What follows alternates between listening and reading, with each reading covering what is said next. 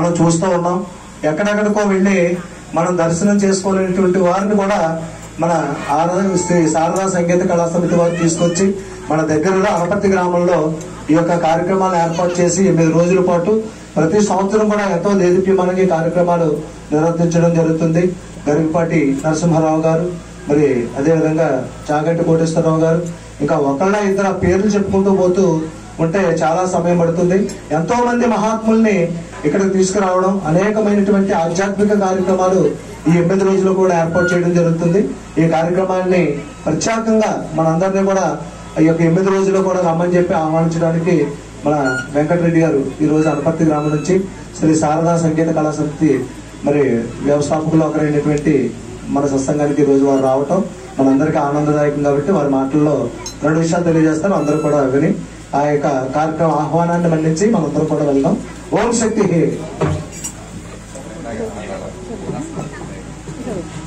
అందరికీ నమస్కారం అండి. ఈ త్యాగరాజ ఆరాధనోత్సవాలు ఈ 3వ తారీఖు నుంచి 10వ తారీఖు వరకు అనపర్తిలో 8 రోజుల పాటు నిర్వహించడం జరుగుతుందండి. మన సంస్కృతి సాంప్రదాయాలు కాపాడాలనే ఒక చిన్న తపన అనపర్తిలో పెద్దలందరూ గత 26 సంవత్సరాలుగా ఈ కార్యక్రమాలు నిర్వహిస్తున్నారు.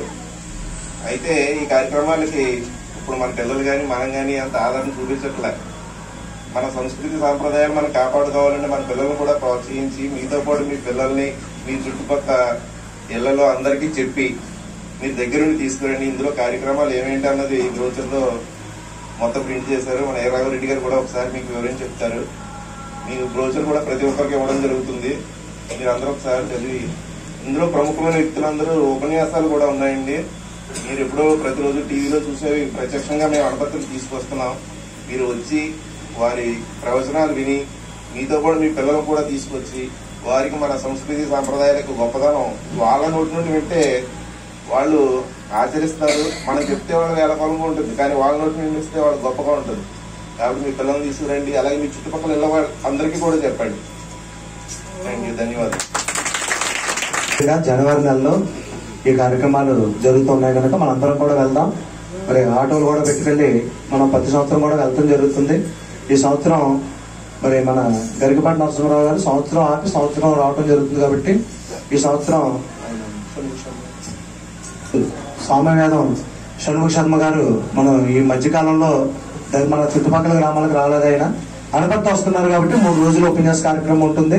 మిగతా కార్యక్రమాలన్నీ కూడా 2 పాటలు అయిన తర్వాత మళ్ళా మనం విశదంగా విశ్లేషించుకుని ఆ కార్యక్రమాలకి ఆటోలు పెట్టడం జరుగుతుంది.